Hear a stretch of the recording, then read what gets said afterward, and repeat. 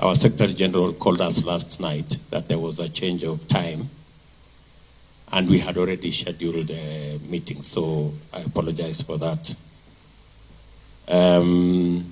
But having said that, I would request that in future, we should at least give us maybe 3-4 days notice of the actual timings, because you understand, Mr. Chairman, every minute counts when you are a few days to the election.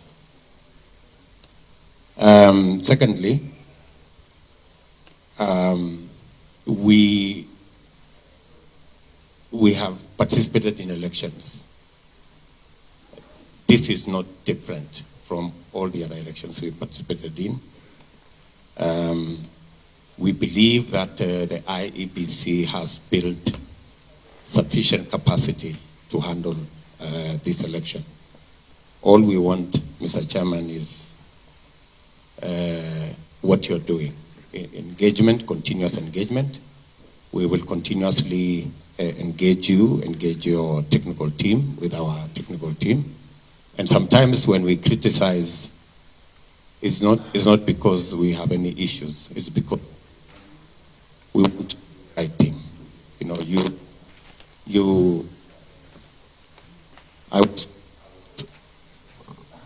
I was once told by Paul Muite that when you support a government, you criticize it when it goes wrong. So sometimes when you see criticism, I think in that spirit. We all agree that we are, the digital highway is the place we are going. We support your commitment to the electronic register. We are trying to move our parties to also have nominations, like our competitors using an electronic register. So I think that's the direction we want to go. There has been notions that are not correct, that Kenya Kwanza wants a manual register. We do not want a manual register. If you give us sufficient safeguards that an electronic register will function without any chance of failure, then we are good. And finally, I was amazed at the number of staff, permanent staff, IEBC have. 800, in the region of 800 plus. Mr. Chairman, that's a very huge resource which Kenyans pay for. You should consider in future deploying that resource to help us with nominations in parties. I think really there should be a consideration, because it's a national resource and they shouldn't be waiting to just run the elections. They can also help us run nominations in our parties with the expertise they have. In any case, Mr. Chairman, a democratic election will be heavily informed by the kind of nominations we do. So I think going forward, you should consider as IEBC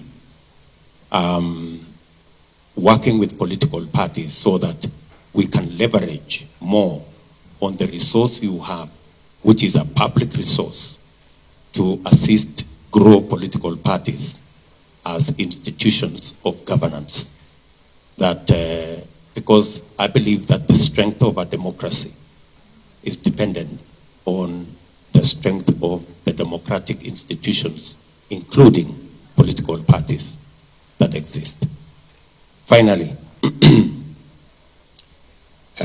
we have no problem with any Kenyan serving in any capacity, so long as they have been recruited competitively and they have the requisite skills and competencies. We have absolutely no preference for any Kenyan from any community. And if our competitors have a problem with certain Kenyans who come from certain communities, you can work out with them. We have no problem if they are replaced. But we want every Kenyan to be given a chance, and the measure should not be ethnicity, the measure should be competence, whether they are competent to do whatever it is that they are doing. I am on record, Mr. Chairman, saying that even if my competitor's brother was the chairman of IEBC, I would have no problem, so long as he is competitively recruited. Thank you very much.